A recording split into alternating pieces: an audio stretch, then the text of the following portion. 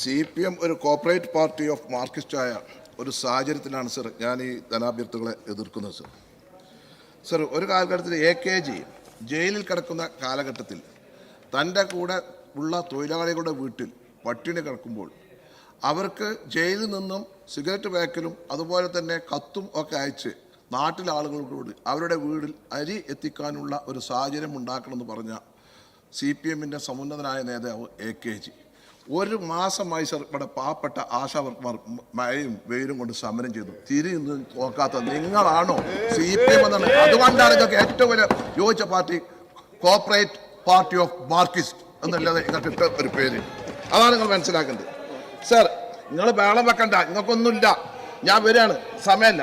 Sir, എനിക്ക് ബഹുമാനപ്പെട്ട excise വകുപ്പ് മന്ത്രിയോട് പറയാനുണ്ട്. സർ, എക്സൈസ് വകുപ്പ് വേണം. കാരണം ഇവിടെ സംവിധാനമുണ്ട്. ആ സംവിധാനത്തിൽ സ്റ്റാഫ് ഉണ്ടോ സർ? സ്റ്റാഫ് ഉണ്ടോ സർ? ഇന്ത് എക്സൈസ് വകുപ്പിൻ്റെ സ്ഥിതി എന്താ സർ? ഒരു ക്രൈംബ്രാഞ്ച് വിങ്കൂട്ട് സർ. അതിലാകെ ഉള്ളത് എത്ര ആളാണ് സർ? ബഹുമാനപ്പെട്ട മന്ത്രി പറഞ്ഞു സർ, 13 ആളാണ്. ഈ 13 ആളിൽ അതിൽ 3 ആളിൽ ആരാ? ഡ്രൈവർമാരാ. അപ്പം എത്ര ആൾ സർ സ്റ്റാഫ്? എങ്ങനെയാണ് സർ ഇവിടെ ഈ മയക്കുമരുന്ന് പിടിക്കുക? പിന്നെ കുറച്ച് കേസ് അന്വേഷിക്കും. പിന്നെ 10 ആളെ വെച്ചിട്ടാണ് ഞാൻ നേരത്തെ പറഞ്ഞത് ഓപ്പറേറ്റ് ചെയ്യുന്നത്. പിന്നെ താലൂക്കിൽ സർക്കിൾ ഓഫീസ് ഉണ്ടോ? 8 പുതിയ താലൂക്ക് ഉണ്ടാക്കി, സർക്കിൾ ഓഫീസ് വന്നു. അപ്പോൾ വേണ്ടത്ര സ്റ്റാഫ് പാറ്റേൺ ധനകാര്യ വകുപ്പ് കൊടുക്കണം. പിന്നെ മന്ത്രി പറഞ്ഞ കാര്യം ഞങ്ങൾ ഇതിൽ പറയണമെന്ന് വെച്ചാൽ ഇതിലൊരു പോസിറ്റീവായിട്ട് എടുക്കണം. വെറുതെ കയറിക്കാണ്ട് വേണം വെക്കേണ്ട, വിഷയം പഠിച്ചിട്ട് വേണം സംസാരിക്കാൻ. നിങ്ങളോട് ഈ കാര്യം പറയുന്നത് സർ. പിന്നെ സർ, ഡ്രൈവർമാരുടെ കുറവ് സർ നോക്കി സർ, 26 ഡ്രൈവർമാരുടെ കുറവുണ്ട് സർ. ആ സൈറ്റ് പോയി നോക്കണം. വെറുതെ പോയിക്കാണ്ട് നവകേരളം പറഞ്ഞ മുഖ്യമന്ത്രി വായിച്ചപ്പോൾ കൈകടിച്ച് പോന്നിട്ട് കാര്യമില്ല. ഇതൊക്കെ ഒന്ന് പഠിക്കണം. ഒരു 9 കൊല്ലമായി കേരളം ഭരിച്ചുകൊണ്ട് നടക്കുന്നത്. സർ, അതേപോലെ സർ, എന്തെങ്കിലും കേസ് ഉണ്ടെങ്കിൽ പെട്ടെന്ന് എക്സൈസ് വകുപ്പിലെ ഉദ്യോഗസ്ഥന്മാർക്ക് എത്താൻ കഴിയില്ല. അപ്പോൾ ഡ്രൈവർമാരോ. പിന്നെ സർ, കെമു എന്ന് പറയുന്ന Kerala excise mobile intervention unit ഉണ്ട് സർ. അവിടെ ഏതെങ്കിലും ഒരു ജീവനക്കാരൻ സ്ഥിരമുണ്ട് സർ? സർ, അവിടെ ഏതെങ്കിലും ജീവനക്കാരൻ സ്ഥിരമുണ്ടോ? സ്ഥിരമായിട്ടൊരു ജീവനക്കാരില്ല. അത് ഗൗരവമായി കാണും. ഇവിടെ ഇങ്ങനെ യോജിച്ച് പോകണം. പോലീസ് വേണം, എക്സൈസ് വേണം, രാഷ്ട്രീയ പാർട്ടിക്കാർ വേണം, MLA വേണം, മറ്റേ വേണം പറഞ്ഞെടുക്കല്ല. സ്റ്റാഫിനെ കൊടുക്കണം. അതിനുള്ള നടപടി അങ്ങയുടെ ഭാഗത്ത് ഉണ്ടാകണം എന്നാണ് എനിക്ക് നിങ്ങളോട് പറയാനുള്ളത്. നമ്മുടെ ബഹുമാനപ്പെട്ട മുൻ മന്ത്രി പ്രിയപ്പെട്ട SC മൊയ്തീൻ പറഞ്ഞു ലൈഫ്. എന്താ ലൈഫിൻ്റെ സ്ഥിതി? നിങ്ങൾ പറയണത് 5,44,000 വീടുകൾക്ക് അനുമതി നൽകി. 4,31,000 ഭവനങ്ങളുടെ നിർമ്മാണമാണ് പൂർത്തിയായെന്നാണ് മന്ത്രി സഭയിൽ മറുപടി പറഞ്ഞത്. ഞാൻ ചോദിക്കട്ടെ, എങ്ങ് നീങ്ങല്ലേ? 2024-25 സാമ്പത്തിക വർഷം 1,016 കോടി രൂപ ലൈഫിന് പകരുത്തി.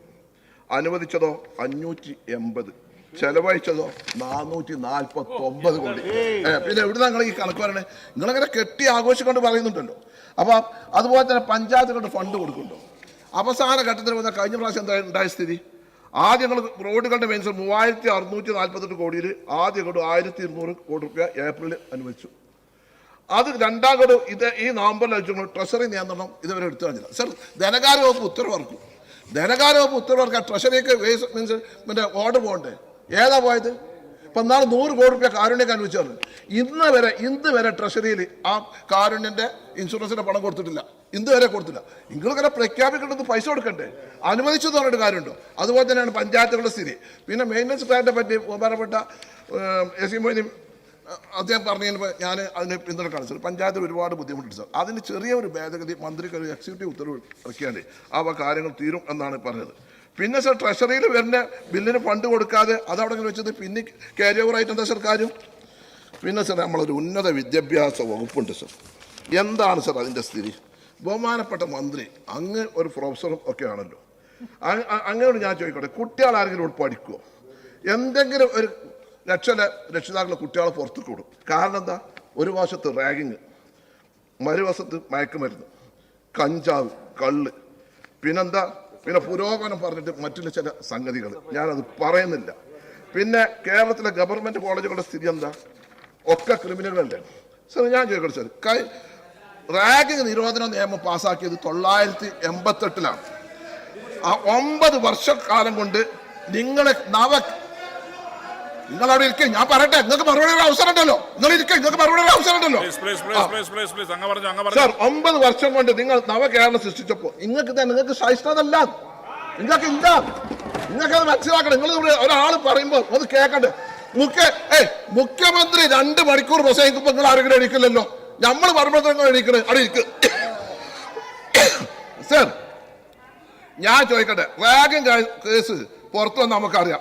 ഇവിടെ പറഞ്ഞല്ലോ എൻ്റെ സുഹൃത്ത് മോശം പറഞ്ഞല്ലോ, നമ്മൾ രാഷ്ട്രീയ ഭരണ മുസ്ലിം എല്ലാ റാഗിങ്ങിന്റെ തലപ്പത്തും മയക്കുമരുന്ന് SFI ആണ്. പിന്നെ പറയാക്കാൻ പറ്റുമോ? നമ്മളെങ്ങനെ പറയാക്കണത്? ഞാൻ ചോദിക്കട്ടെ സർ, റാഗിംഗ് കേസ് സർ, സമയം തരണം.